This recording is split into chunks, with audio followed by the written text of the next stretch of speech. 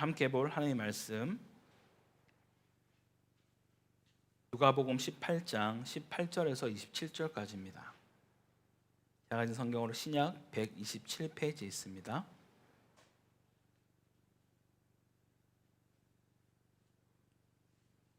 누가복음 18장 18절에서 27절 다 찾으셨으면 한 절씩 교독하고 마지막은 합독하겠습니다. 제가 먼저 18절 말씀 읽겠습니다. 어떤 관리가 물어 이르되 선한 선생님이여 내가 무엇을 하여야 영생을 얻으리이까?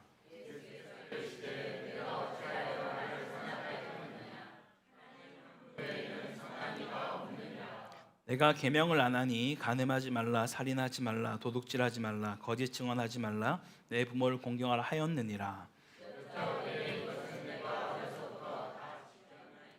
예수께서 이 말을 들으시고 이르시되 내게 아직도 한 가지 부족한 것이 있으니 내게 있는 것을 다 팔아 가난한 자들에게 나눠주라. 그리하면 하늘에서 내게 보화가 있으리라. 그리고 와서 나를 따르라 하시니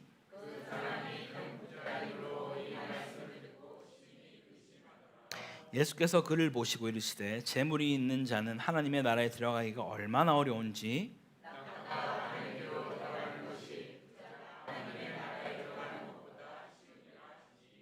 듣는 자들이 이르되 그런 중 누가 구원을 얻을 수 있나이까? 이르시되 무릇 사람이 할 수 없는 것을 하나님은 하실 수 있느니라. 아멘. 할렐루야. 오늘도 변함없이 예배를 사모함으로 주일 예배 나오신 모든 성도님들에게 그리스도의 평강과 긍휼과 은혜 가득하기를 간절히 축원합니다. 지금 이 자리에 있는 모든 분들 한 분도 빠짐없이 귀한 복음의 말씀이 마음판에 새겨지는 복된 시간이 되기를 소망합니다. 함께 누가복음 18장 말씀을 통해서 영생보다 소중한 것이라는 제목으로 말씀을 나누겠습니다. 뒤에 물음표가 있습니다. 소중한 것은 무엇일까에 대한 것을 같이 나눠보겠습니다. 제가 아는 지인분 중에 한 분이 결혼 전에는 직장 생활이 너무 바빠서 사실 교회를 잘 못 나갔던 분이 있었습니다. 그러던 중에 이제 어떤 한 남자를 만나서 교회 다니는 남편과 또 교회를 다니는 시댁 식구들을 만나서 교회를 나갈 수 있게 됐습니다. 그러던 어느 날 갑자기 남편분의 자랑을 하시더라고요. 자기 남편이 주일 성수를 정말 칼같이 지킨다는 거예요. 어느 정도 지키는가를 얘기를 하시는데 친구들끼리 만약 주일을 끼고 같이 놀러를 가면 그곳에서도 본인은 혼자서 일어나서 주변에 있는 교회를 다녀올 정도로 정말 성실하게 주일 성수를 한다라고 했습니다. 여기까지 들었을 때는 칭찬인 줄로만 생각을 했어요. 그 다음에 나오는 얘기를 들었을 때 조금은 마음이 아팠습니다. 한 번은 신랑이랑 같이 교회를 가서 예배를 드리고 돌아와서 너무 궁금해서 이 아내가 물어봤다고 합니다. 아니 당신은 왜 주일에 도대체 그렇게 교회 꼭 나가려고 하냐? 내가 볼 때는 이 예배당 안에서 가장 많이 자는 사람도 당신이고 가장 많이 휴대폰 보는 사람도 당신이고 가장 많이 딴짓하는 것도 당신인데 왜 그렇게 길을 쓰고 주일날 나가려고 하는지 난 도무지 이해가 안 된다 라고 그렇게 얘기를 했답니다.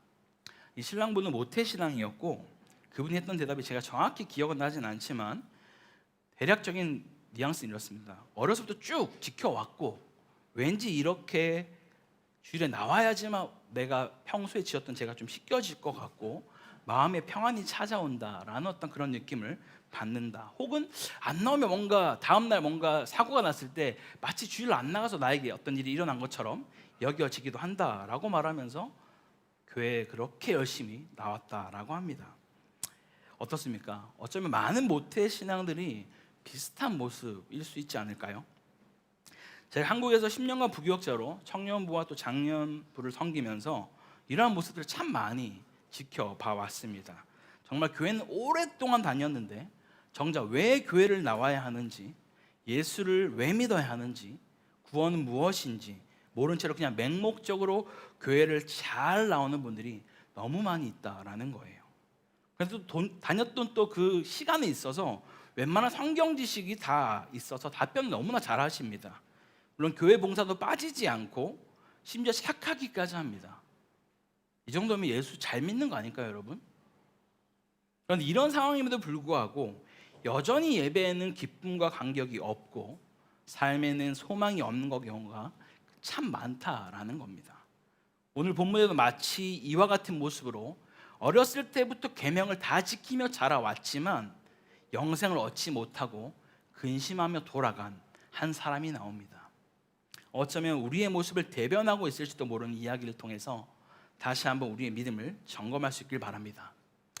나는 영생보다 소중히 여기고 있는 것은 없는지 살펴보고 그런 것이 있다면 오늘 이 시간 과감히 내려놓을 수 있는 복된 시간 되기를 간절히 소망합니다. 오늘 본문은 요한복음 외에 모두 나오는 본문으로 조금 우리에게 익숙한 본문일 수 있습니다. 그리고 한편으로는 조금 살짝 불편한 본문일 수도 있습니다. 왜일까요? 오늘 본문을 보게 되면 마치 부자가 되면 천국에 들어갈 수 없는 것처럼 보여지기 때문입니다. 설마 불안하신 분이 아무도 없으신가요? 저는 하나도 불안하지 않습니다. 네, 여러분도 그러시죠? 그렇다고 오늘 본문의 그 주된 내용이 그렇다면 정말로 부자는 천국에 들어갈 수 없다, 그러니 우리 모두가 뭐 무소유로 돌아가자 이런 거를 말씀하는 것이 전혀 아닙니다. 분명 본문의 시작은 어떤 관리가 예수님께 질문하는 모습을 출발을 하고 있습니다.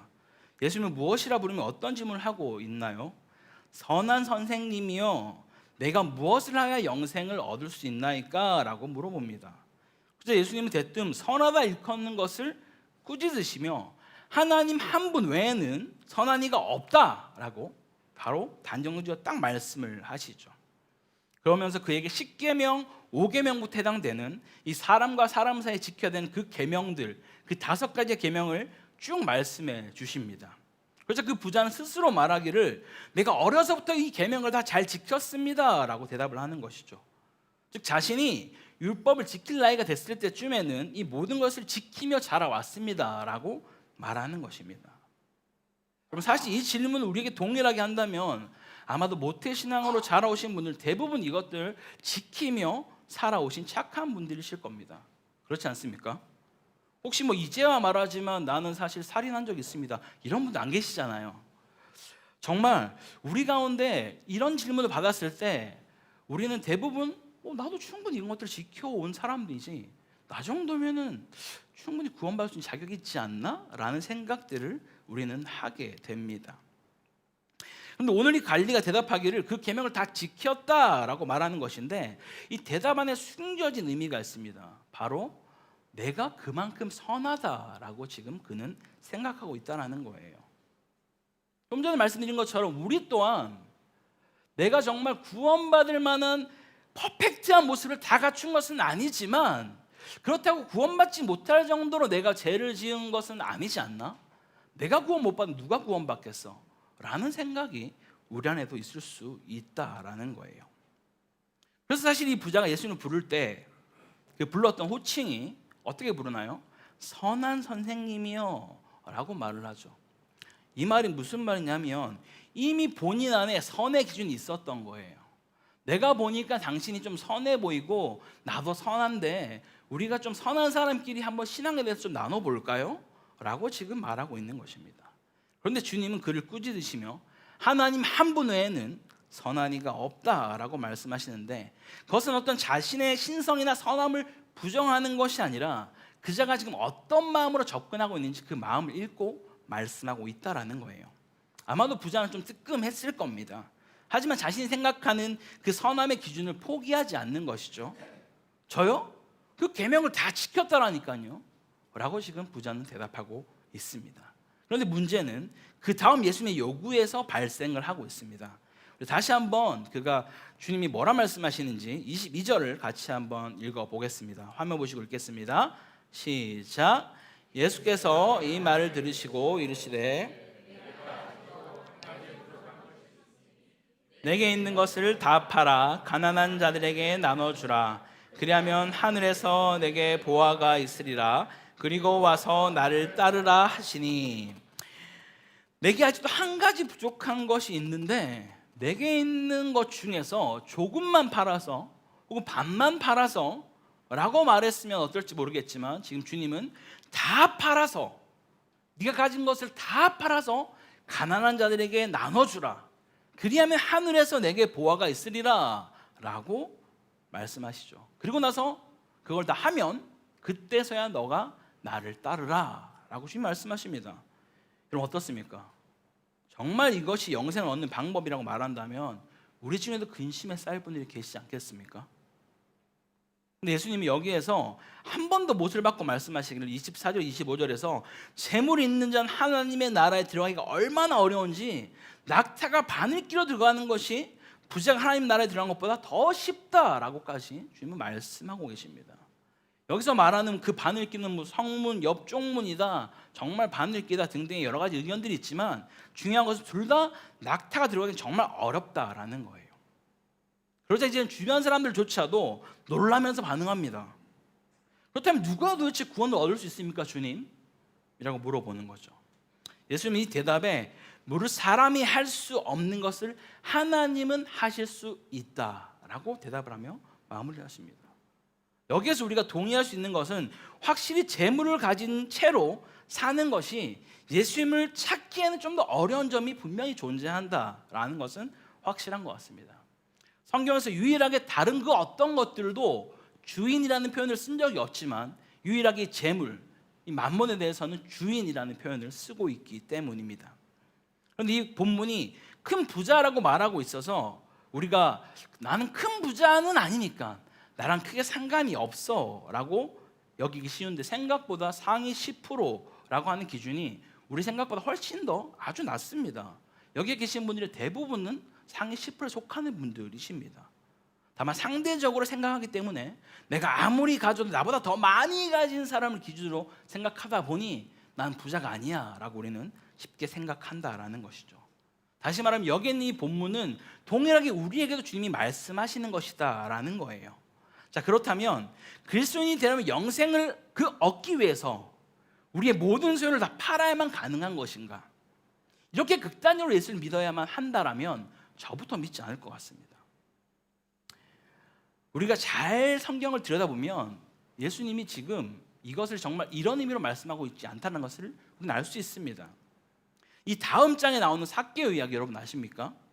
삭개오가 너와 내 집 구원을 얻는다고 말씀하셨을 때 주님은 그에게 모든 소유를 팔아라 라고 하지 않았습니다.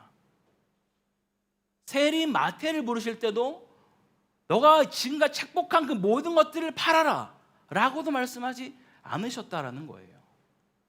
그렇지, 일관성이 없는 것처럼 여겨지는 이 내용, 다시 말하면 정말 뭔가를 다 버려야지만 주님 만날 수 있다라고 말하는 것은 아니라는 것이죠.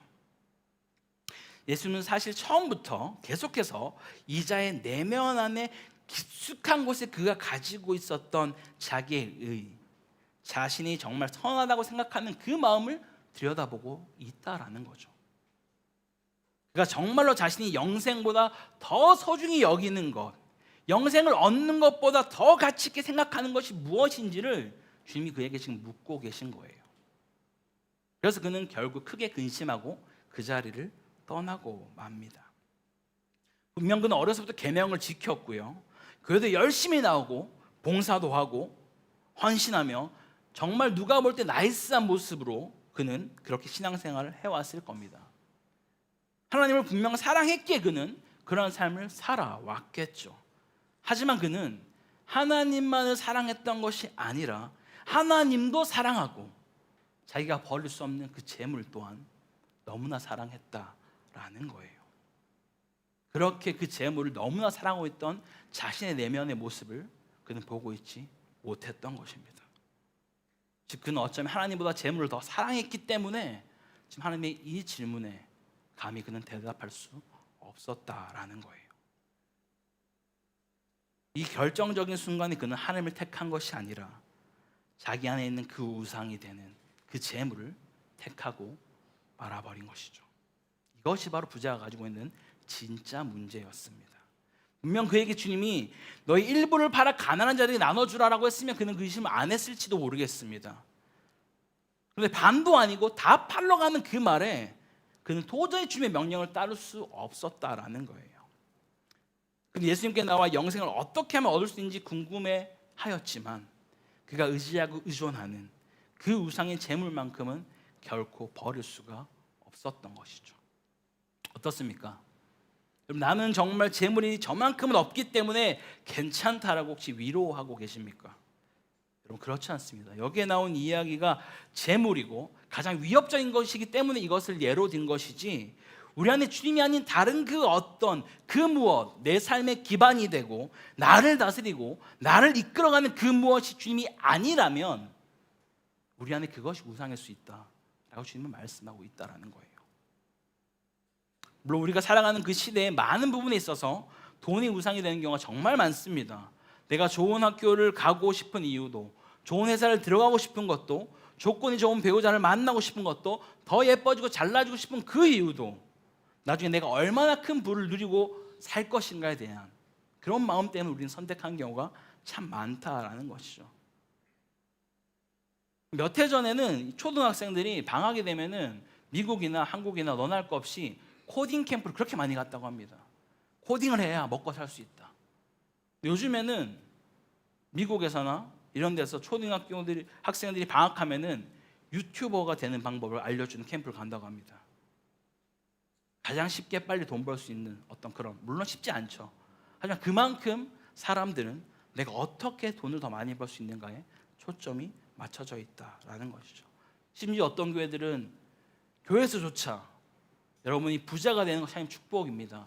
여러분 모두가 부자가 돼야 됩니다 라고 말하면 부자가 아니면 마치 하나님의 축복이 없는 것처럼 이야기하는 그런 시대를 우리는 살아가고 있습니다.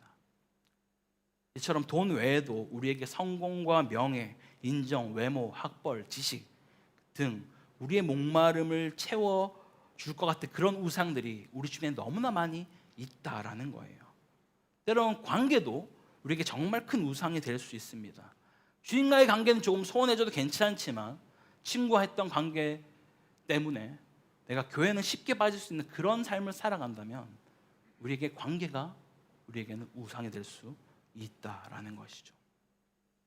이런 맥락에서 하나님의 평가와 칭찬보다는 사람이 어떻게 말하고 칭찬하고 나를 바라보고 있는지를 더 중요하게 여겨버리는 그런 시대를 우리는 살아가고 있습니다.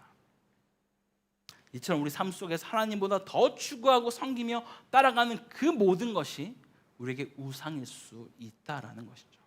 여기서 한 가지 생길 수 있는 질문은, 그럼 우리 가운데 도대체 우상이 아닌 것이 무엇입니까? 하나도 없는 것인가요? 라고 물어볼 수 있습니다. 돈도 인맥도 관계도 명예도 권력도 쾌락도 그 어떤 것도 취하면 안 되는 것인가요? 라고 물을 수 있는데, 이것 자체가 우상이 되는 것은 아닙니다. 우리에게 분명 이 땅을 살아가면서 필요한 것들일 수 있는 것이죠. 다만 이것에 의해, 이것으로 인해, 이것 때문에 내 삶이 좌지우지되며 이것이 충족되어야 내가 기쁘고 만족하게 되고, 혹시라도 없어지거나 충족되지 않으면 세상 다 산 것처럼 그런 내 마음이 우울해지고 있다라면 그것이 나에게, 우리에게 우상이다 라고 말씀하는 것이죠. 그렇다면 어떤 상태에 있어야 그것이 나의 우상이 아닐 수 있을까요? 바로 그것으로부터 우리가 자유할 수 있어야만 한다라는 것이죠. 돈이 있어도 없어도 괜찮고, 부모로서 자녀가 때로는 이런 상황이 있어도 괜찮고, 성공도 명예도 인정도 관계도 그로 인해 나의 기쁨과 슬픔이 자주지지 않는다라면 그것이 우리에게 우상이 아닐 수 있다라는 것이죠.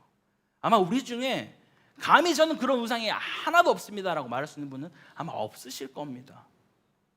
그래서 주님은 끊임없이 우리 삶 가운데 찾아오셔서 나에게 때로는 그 문제를 허락하시거나 고통 가운데 있게 하심으로 내 안에 감춰진 우상들을 자꾸 보게 하세요.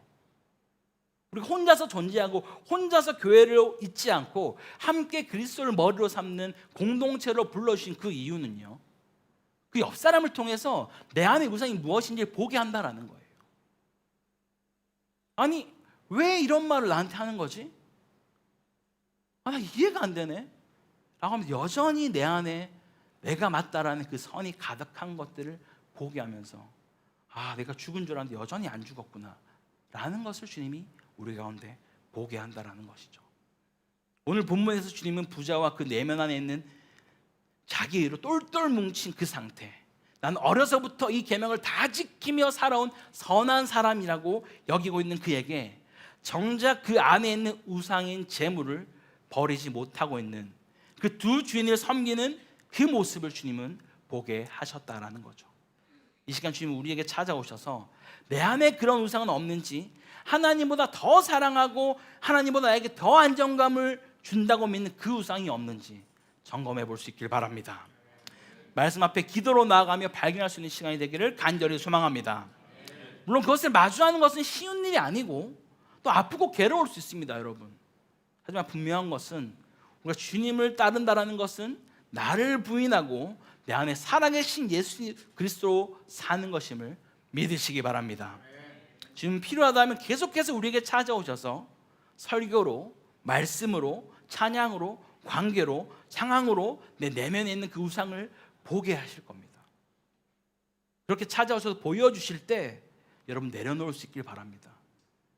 그 타이밍마저 놓치게 되면 주님이 그 우상을 통해서 우리를 공격하게 만드세요. 왜냐하면 한번 택자로 부르신 그 자를 버릴 수 없기 때문에 주님 반드시 그 자를 구원하셔야 되기 때문에 그 우상에 사로잡혀가는 우리를 가만히 두지 않는다라는 거예요. 그 타이밍을 놓쳐서 그 우상에 우리가 함몰되는 그런 시간까지 기다리지 않기를 간절히 소망합니다. 우리 사랑하는 구탁하루 한인교회 성도 여러분, 오늘 함께 본 한 부자의 이야기는 어쩌면 우리의 이야기일지도 모릅니다. 내 안에 하나님이 아닌 다른 우상으로 만족하고 추구하고 섬기면서 그렇게 살아왔다면 더 늦기 전에 주님 앞에 나아가 나의 모든 우상을 내려놓을 수 있기를 간절히 소망합니다. 그게 아니면 살 수 없을 것 같았고 그것만이 전부일 줄 알았는데 이제는 정말 나의 유일한 구원 예수님을 만나서 날 향한 주님의 그 사랑과 마음을 알게 되니 이보다 더 기쁠 수 없고 더 만족할 수 없다라고 고백할 수 있는 우리 모두가 되기를 주의 이름으로 간절히 축원합니다. 우리 함께 말씀을 생각하면서 함께 찬양으로 우리의 마음을 고백하기 원하는데요. 내 안에 가장 귀한 것이 정말 무엇인가를 다시 한번 점검하면서 주께 간절히 고백하기 원합니다. 우리 아까 불렀던 찬송가하고는 조금은 다르지만 같은 고백입니다. 내 안에 가장 귀한 것이 무엇인지 다시 한번 주님 앞에 내 마음 올려드리면서 같이 고백합시다.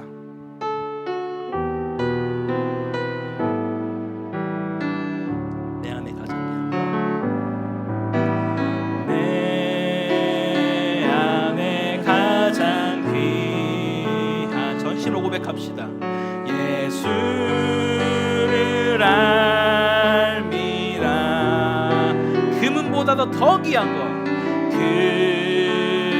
금은보다 더 귀한 것, 예수를 알미. 아멘. 세상 지식보다 귀한 것은, 세상 지식보다 귀한 것, 예수를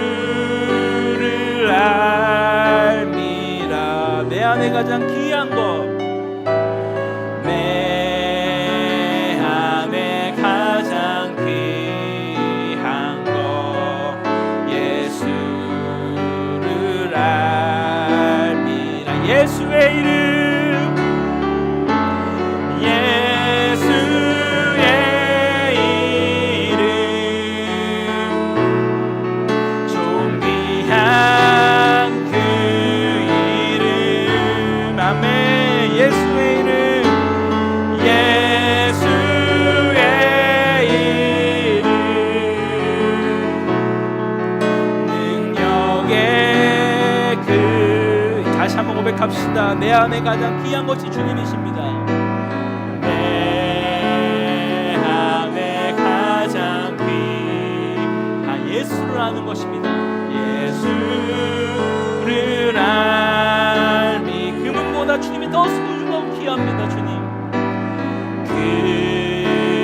금은보다 더 귀한 것, 예수를 알미라. 아멘. 세상 지식보다 귀한 주님, 세상 지식보다 귀한 것, 예수를 알미라. 내 안에 가장 귀한 것이 주님이십니다. 내 안에 가장 귀한 것, 예수를 알미라. 예수의 이름, 예수의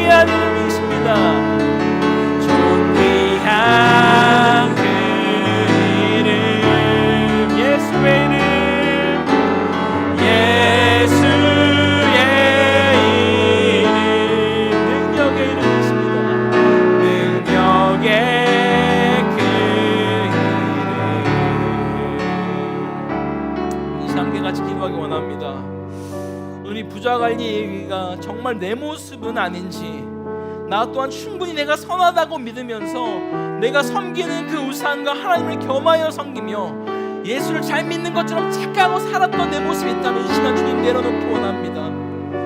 예수보다 더 귀한 것은 없다라고 간절한 고백을 드리며 살아가는 그런 복된 인생으로 우리 붙들어달라고 우리 주님 한번 간절히 잡고 같이 기도하겠습니다. 주여,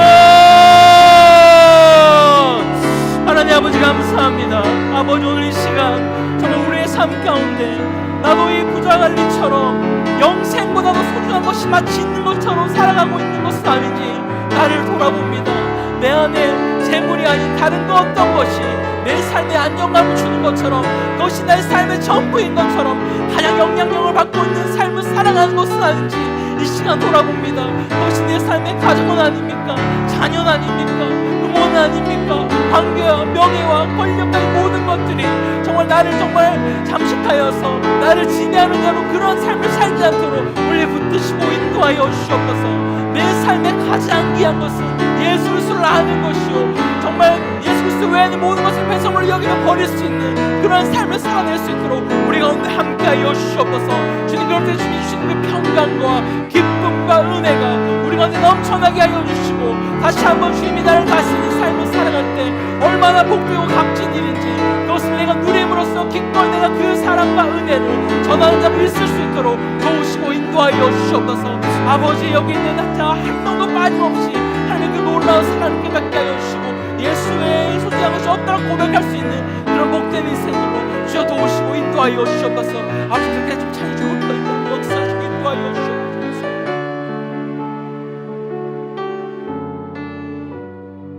사랑과 은혜가 풍성하셔서 우리 끝까지 사랑하신 하나님 아버지 감사드립니다.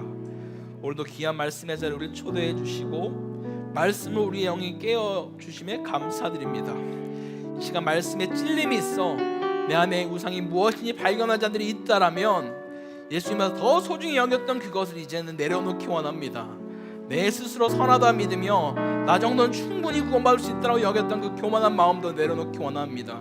이제 우리 인생에서 내 주님보다 더 귀한 것은 없다라고 간절히 고백하며 나아가는 주님의 참된 제자로 우리를 인도하여 주시옵소서.